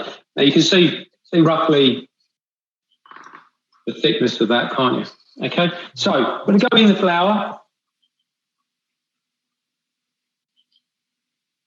Now I tap it off, okay? Don't want too much flour on there. Into the egg wash. Same with the other one. There's only 2 of us in tonight, so I'm not going to cook all 4. I'm not going to waste all this meat. There you go. Into the egg wash. Got a little fork here. Into the egg wash, and just got breadcrumbs. Always use fresh breadcrumbs. Don't buy those nasty yellow breadcrumbs. Don't buy those breadcrumbs that are all dried up nasty. Do your own breadcrumbs. Makes a massive difference. And into that. Gonna put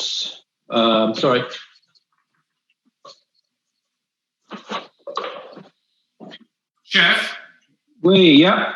Should we be cooking our pasta? Not that I want to tell you what you should be doing. Cooking our pasta, yeah. So depending on, my pasta's going to be about 8 minutes, okay? So I'm going in with the pasta. Well spotted, Tom. In it goes. You just make sure I'm opening the right wine, and I'll make sure you're cooking the right stuff. Carry on. Tom, I'm glad you came, all right? This is the problem with live TV, isn't it? I'm just going to put a lid on to get the heat back up. That's going to be cooked in about 8 minutes. So, we're breadcrumbing the beef.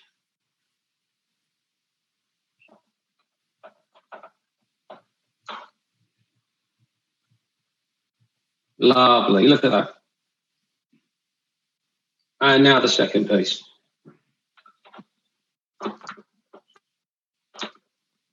It's a little, I don't know if you've probably all heard of the classic dish, vitello alla milanese, which is they have in Italy. It's like either a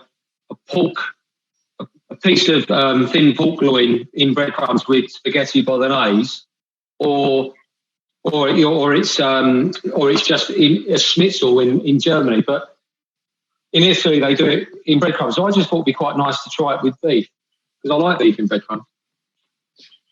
Chef. So I've got 2 steaks. If you're cooking for 4, you've got 4. I'll give you a bit of time to do that. In the meantime, we've got the pasta in. Hopefully, hope you've all got your pasta in. And we've got our sauce. And I'm going to start putting the pan on. Tom, do you want to start, just while we're getting this sorted for a few minutes, do you want to start talking about the red wine? Nice. Can we? What I'd love to do, Chef, is I'd love us to taste the red wine before. And we've got a little bit of a story for you here. So we're on the Barbera d'Alba from. See it in shot? Can we see it in shot? No, it goes a bit over there. Sorry, it comes over here. So the Barbera d'Alba from Viberti Giovanni. I'm just going to get these wines so that we can see them on screen there. Sorry, there we go. So there's the wine. And lovely little story about this wine before we taste it. It's made by a great friend of mine, Claudio Viberti. I've in fact taken Chef out to this estate in Barolo, and we've had lunch in his mum's kitchen. So the whole winery, in true Italian style, is centred around a restaurant that was sort of late 19th century, has been going since. It's now was that the time you took me to the wrong airport, Tom? Anyway, that's enough of that. So the winery, so the restaurant is run by Claudio's mother and Claudio's aunt. And we're in Barolo country here, where the wines are big and alcoholic and really intense, and generally need a lifetime to soften up until you can drink them. And his mother said to Claudio and Claudio's father, said, right, can you please go and make a wine that people actually want to drink in our restaurant? Clipped them both around the ear and sent them off to work. And they came back the next vintage with this wine called Barbera d'Alba La Gemella. So the grape variety is Barbera. We're in Piemonte in northern Italy, and it's homage to Claudio's mother and Claudio's aunt. And I'm not sure whether we've got any Italian speakers in the audience, but La Gemella, oh, we've got one who's cooking for us this evening.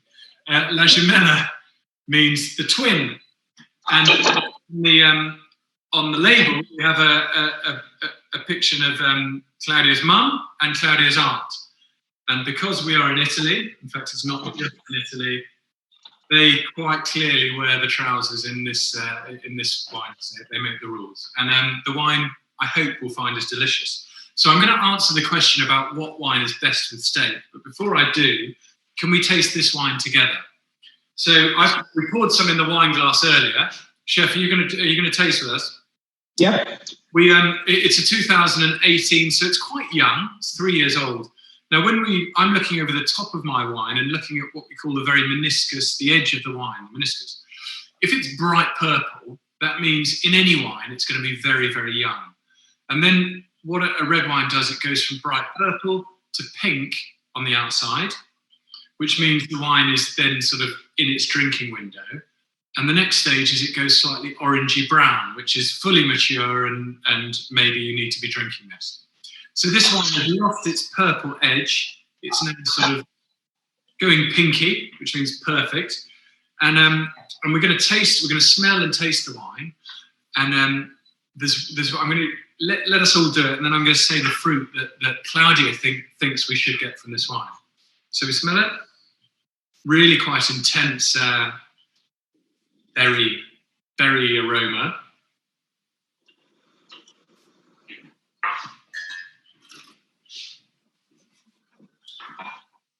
And then as I taste the wine, I try to feel the acidity, I try to feel the sweetness, and I try to feel what it's like around the palate. It's really quite fresh acidity, so it's really lively wine. And whenever you're tasting a wine like that, or whenever you're trying to work out where a wine comes from in the world, the giveaway is acidity. So if the acidity is fresh, it's going to be coming from a relatively cool climate, or it's going to be grown high in mountains. This is high in mountains. And the fruit that we should or could be getting from this wine, Chef, see if you agree, is predominantly blueberry, but a bit of mulberry. So we've got lots of blueberry and mulberry fruit. And when I see your steaks, Chef, what I love about them is they've got really lovely marbles of fat in the meat. And I think and hope the acidity of the wine is going to cut through that fat and really bring the steak to life.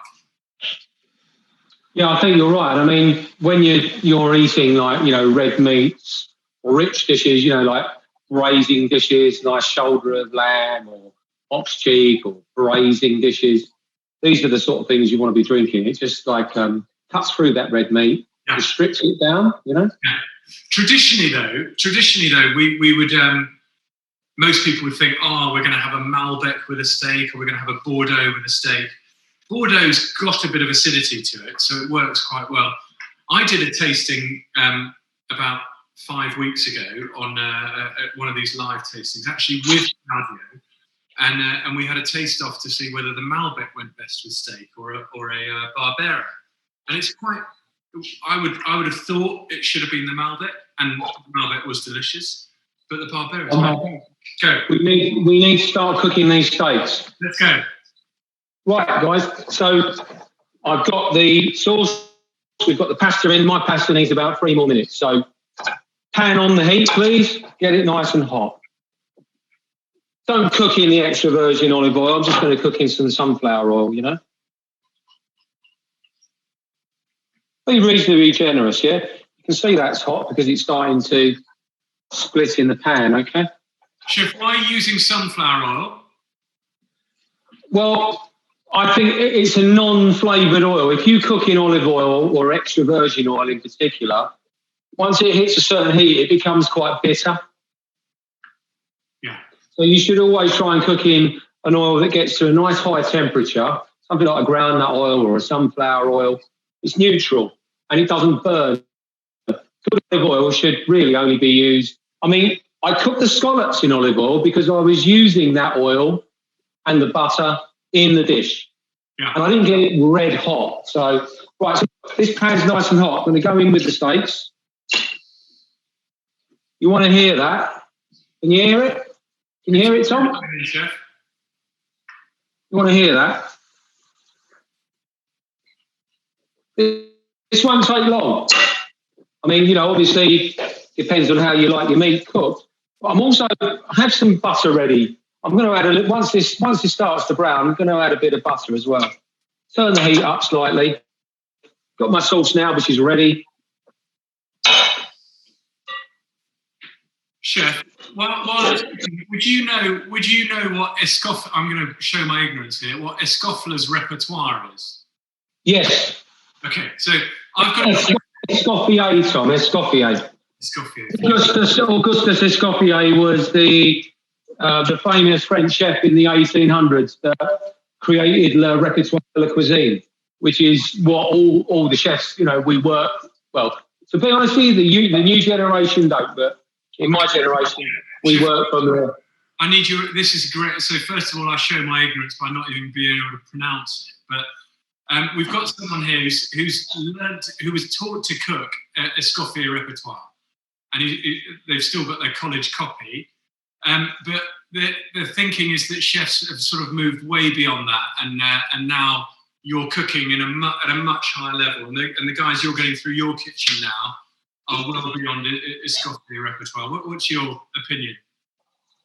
Well, it's a bit like saying George Best couldn't have worked today, isn't it? I think like Escoffier. If you think about those amazing banquets that used to be created at the Ritz, and I mean, obviously they used to make really thick sauces with lots of flour, but that all sort of stopped in around the 80s. It has its day. Escoffier isn't really relevant anymore, yeah. But I was taught the Escoffier classics. Just shows you how old I am, No comment, chef. Now, what about the breadcrumbs? Are yours burning? No, but they will. Just turn them over. Look, brown. How hot is the pan? So there's the gas. I'm going to turn it down a bit now. I'm going to add some butter now.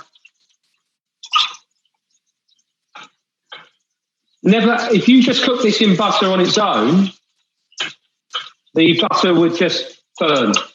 because it's got oil in the pan, it will hold. Look, there we go.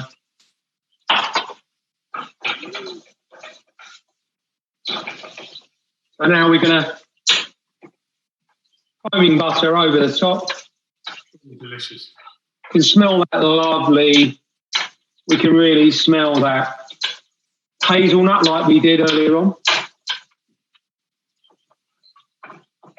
I'm going to add a little bit of lemon juice to this as well. Can you see that?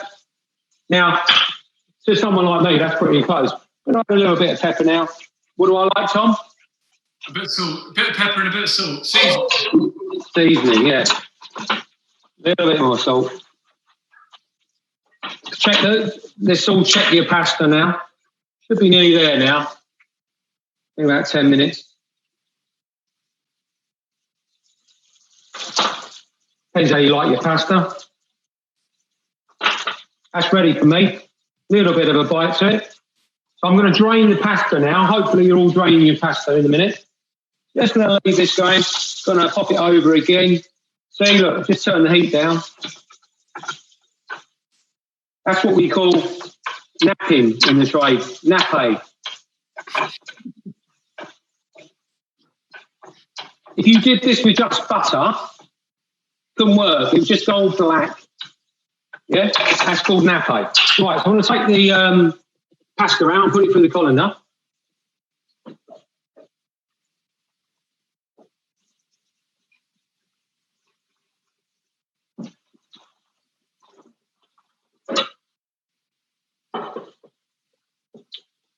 Now, Tom, I've got 250 grams of pasta here, which for me is good for two people. Quite generous. I mean, if you're on a diet, everyone's on 100 grams. My wife's always trying to give me 100 grams of pasta. which, to be honest with you, doesn't touch the side, but there you go. So look, I've drained the pasta, I've popped it back in the pot. Now for me, this steak's now ready. I'm going to give it one more nap. That's really nice and pink. Okay, so that's it. How is you describe that as medium rare, Pete? Well, this will be, yeah, medium rare. Little squeeze of lemon juice if you've got it in there. Now you know that's right, yeah. You know that's going to taste good, don't you? How do you know, Chef? How do you know that's medium rare? Have you given it a little finger treatment? Yeah. So rare, medium rare. Yeah. Medium to well. Rare, medium rare, well. Okay, good. This is I like it medium rare. It's off. There's your two steaks. Chef, they're not. Oh, yes, it's the best. There's the two steaks. Now, the pasta, I'm just going to start adding some sauce to it. And I'm just going to turn it through.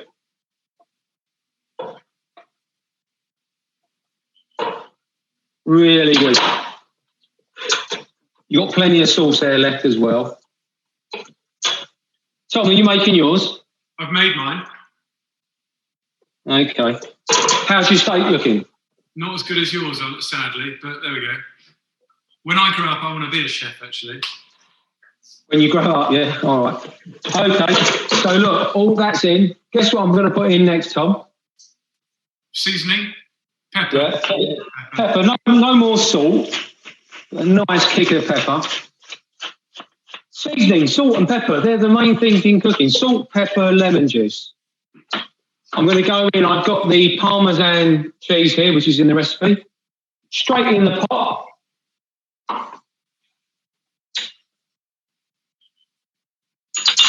And then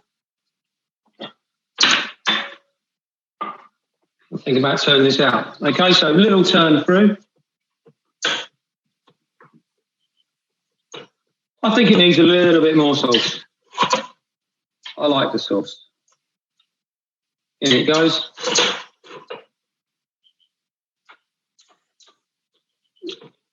What do you think of that, Tom? Looking good? Yes, show us.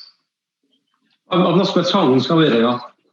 Right, so now I'm just going to tip this out on a serving plate. I think these sorts of things are really good as, family service.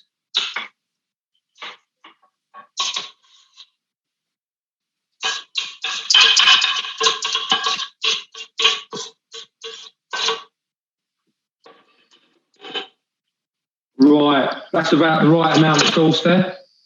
So then finally, just some fresh Parmesan over the top.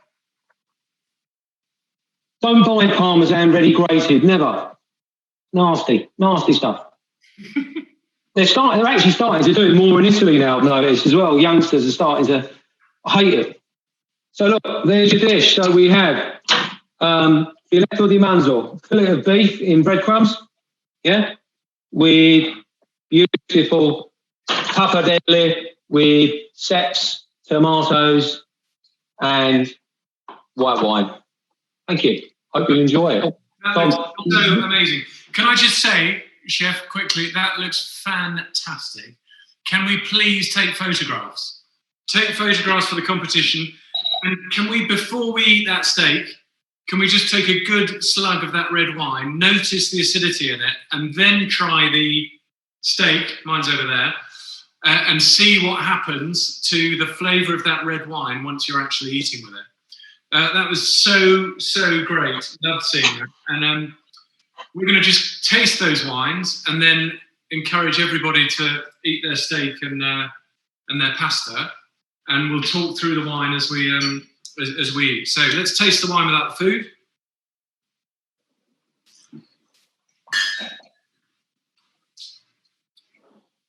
You've got that really crunchy, berry-like acidity, blueberry, mulberry.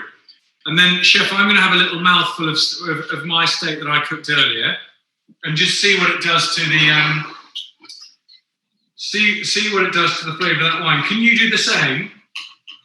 Yes. Thank you. Mm.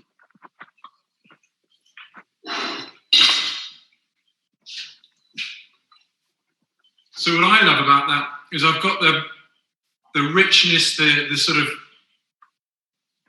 the richness from the breadcrumbs. I've got the fat from the meat, the tomatoes. What does the red wine do with it? I think it cuts through the red meat and it really marries well with the mushrooms. I think the marriage with ceps is really cool. And the cheese, I think it works well with the Parmesan as well. I love it. It comes from very close to the Parmesan region, so, right? It's not far, is it? Absolutely it does.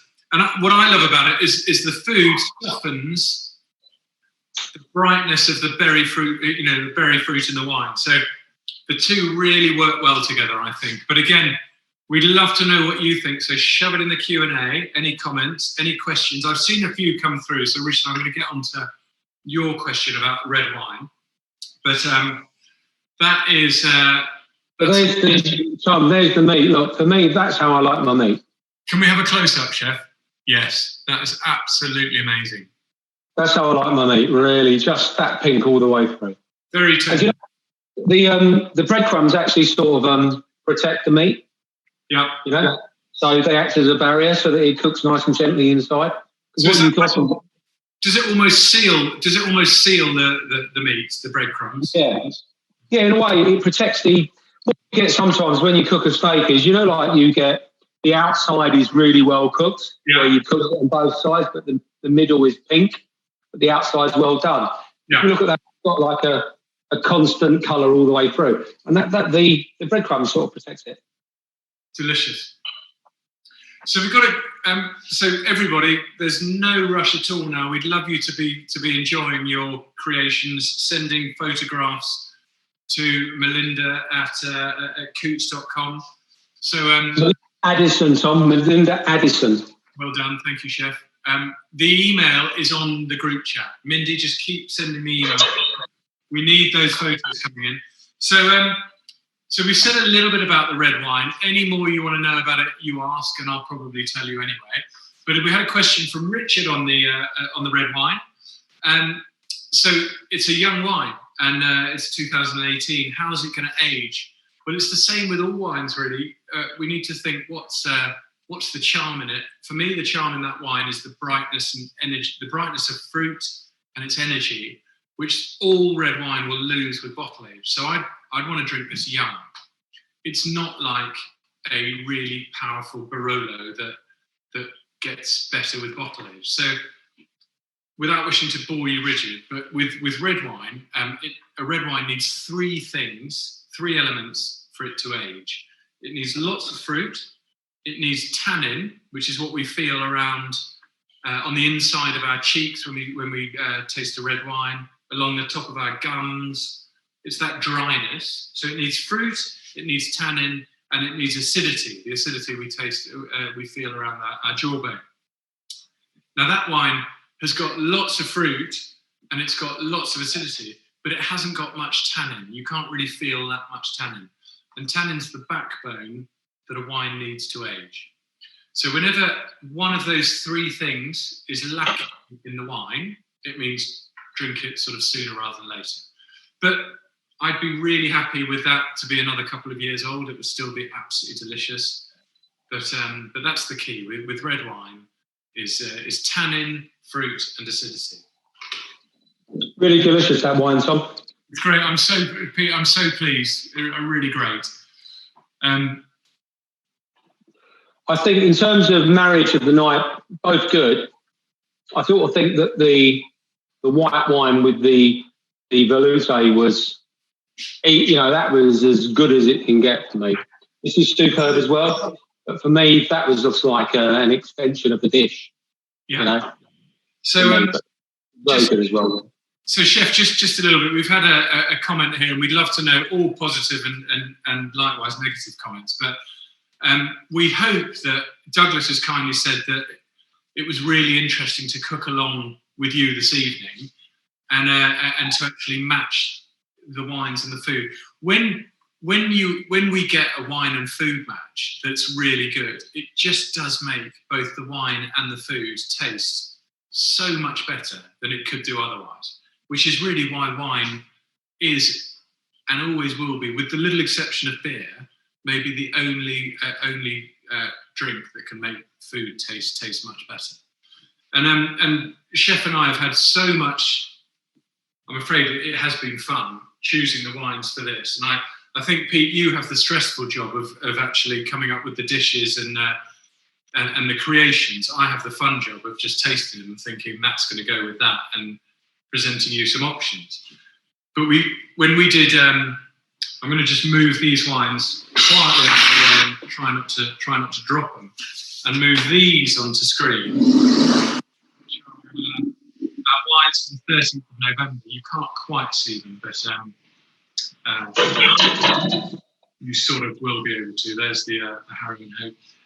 When Chef, you come up with some great canapé recipes for Christmas, which I think is going to be really challenging to cook through on the 13th of November, but really fun. And these wines, Pete and I have had so much fun thinking about what could go with what. And it's very unusual to get, first of all, English pink sparkling wine, a Viognier from the south of France, which is basically like a Condrieu. This guy makes Condrieu, which is one of the most expensive rare wines that you can get.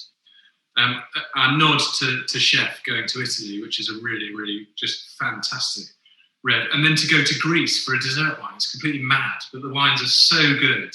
So if you've enjoyed this evening with the cook through with Pete, and I'm afraid, Pete, in my opinion, you've completely stolen the show. Well done. Then think about, do sign up for the 13th and send photos in to win that range of wines, because it's going to be really fun and we learn so much. A bit of cooking and a bit of wine tasting. What could be better?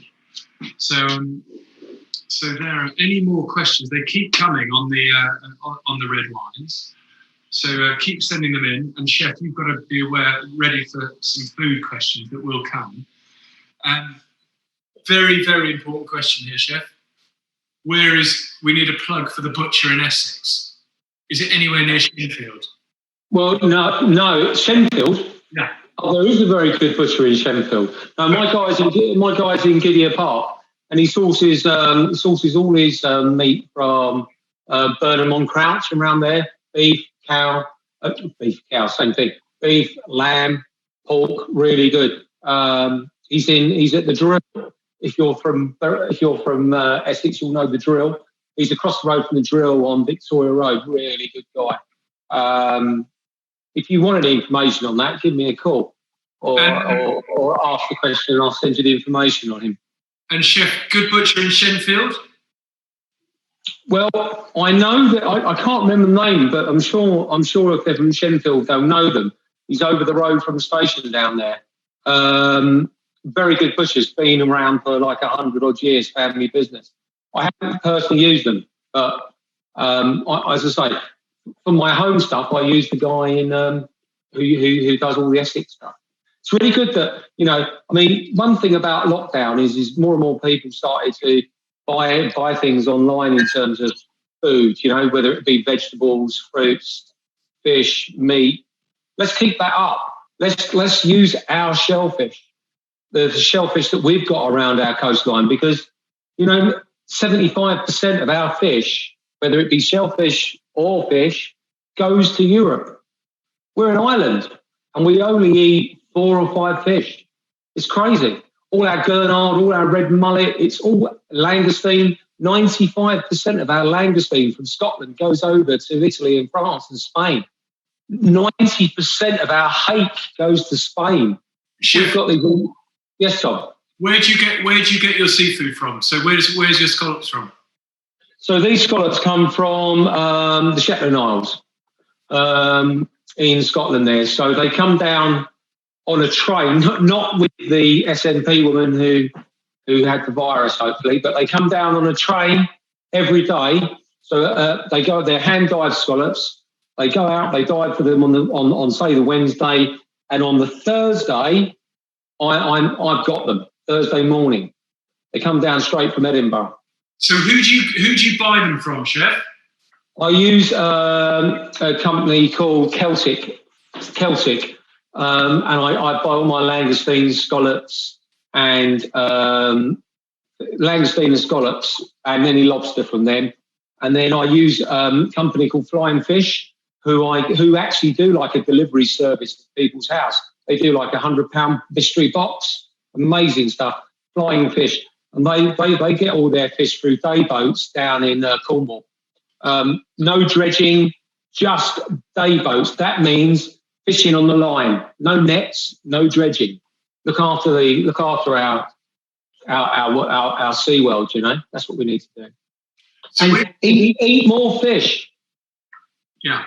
So we're going to send a little note round after this, just to tell you what the wines are and such like. If anyone wants to know any more about where these suppliers are that we've got the fish from or the steak from, likewise, Chef, we want to know where you get your pasta from. I will happily field any questions that come in and send them to you, Chef, and you can reply and let people know where to get this amazing stuff. Because often it's quite difficult to find. We don't know that these places are out there. So, yeah. Well, there is like a market for all this now. Whether it be for English sparkling wine or fish or meat. You can go to markets like Borough Market. You could, like in the next tasting, I'm getting some food from Brindisa, who's a Spanish producer. Amazing products. I mean, if you just go into Borough Market and go into the Brindisa shop, I mean, it's heaven. British are now creating good charcuterie as well. You can go into Borough Market and there's a company there called Cannon & Cannon, where they're just selling British charcuterie, which is starting to, get really good. It would be, I'll tell you what would be really lovely, Chef, is if you could share with us, and we'll share with everybody, great suppliers who you're buying brilliant British produce from or wherever you're getting your stuff, because correct me if I'm wrong, but I think it's all about the ingredients, isn't it? And starting with the best raw product. All about ingredients, and that's why, like the Italians in particular, the Spanish, they're a bit ahead of us, because they'll go down and get their fresh fish from the market on the day. They'll they know about products. You know, they know about things from a young age. You know, we need to get a bit of that in this country. I think we're getting better.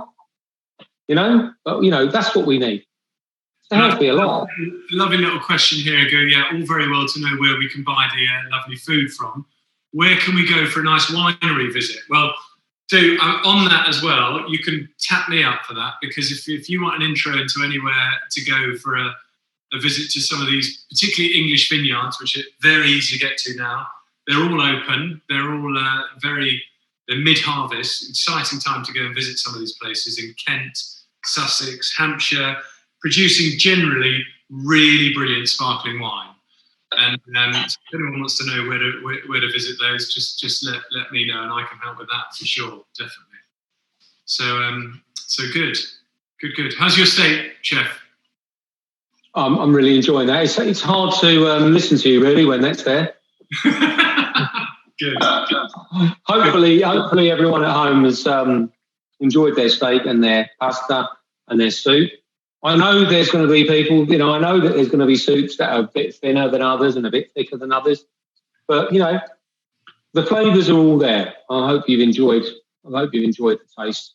I certainly enjoyed the wines, and I think they've been great marriages. I really like the champagne, Tom. Really, really, really, really like that. It's the first time I've tasted that one. Chef, what's your, and I'm going to ask everyone else actually, sort of if they fancy putting something on the chat, best food match tonight, or best wine and best food match? Well, I told you mine, didn't I? So it'd definitely be the Veloute scallops and the Chenin Blanc. Yeah. But for me, that was, if you went to the Fat Duck and you got that marriage, you'd be happy, So, yeah. Very good. But starting with a little drop of champagne like this is perfectly fine as well, isn't it? Mm. Actually, I mean, like in the next tasting that we're doing in November, that would be so good with the olives, with the orange and oregano as well. Yeah, it'd be a lovely match. Hopefully you'll all come and watch us do the next one in November, and hopefully you've all sent lots of pictures of your food tonight. Keep sending the pictures. Chef, I'm just going to do a little plug. You've plugged 13th of November. I'm going to plug this wine.